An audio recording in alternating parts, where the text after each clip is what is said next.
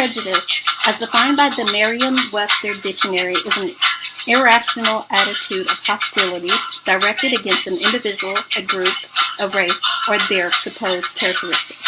Today I'm going to be addressing how prejudice and inequality play a role in the criminal justice system, leading to racial profiling and death and racial disparity in the harsh convictions of African Americans.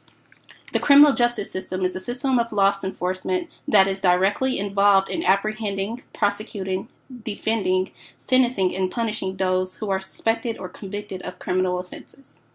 This system is supposed to be put in place to protect the peace and the balance of all people. However, studies are consistent with showing that the system protects its own.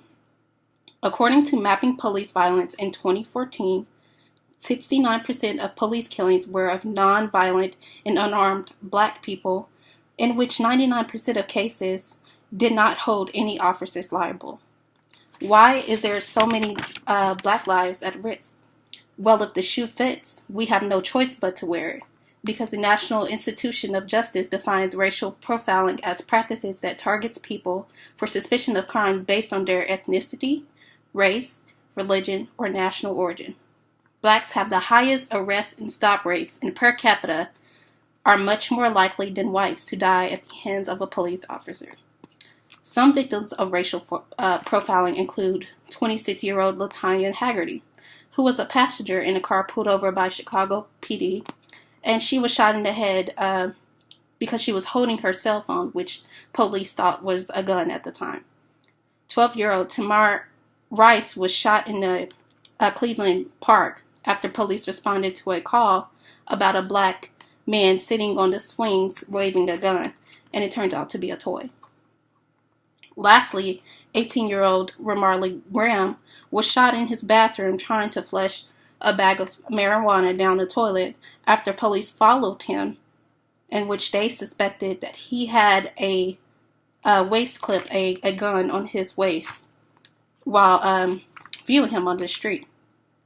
Regardless of age or gender, Blacks are being targeted by law with wrongful perceptions.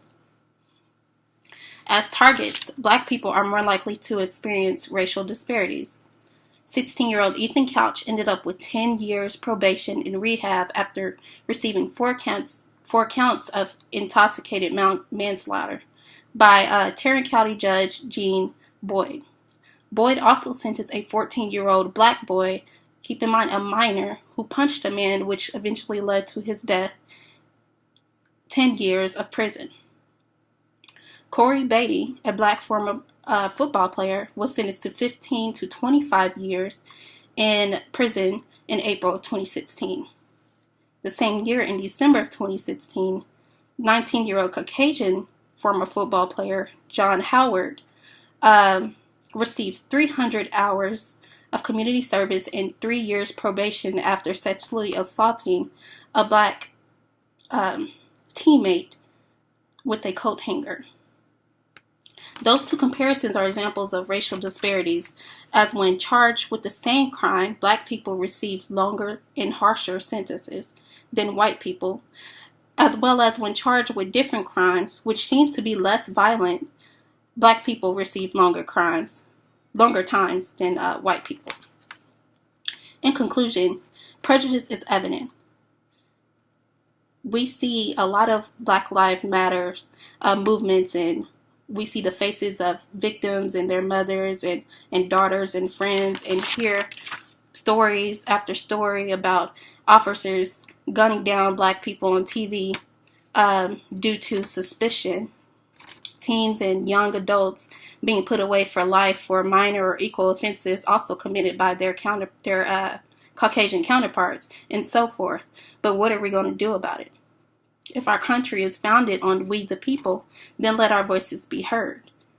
But more than just let your voice be heard, move with action.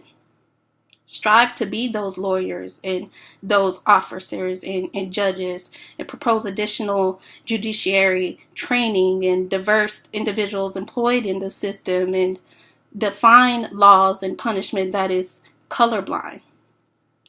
Don't make yourself a victim.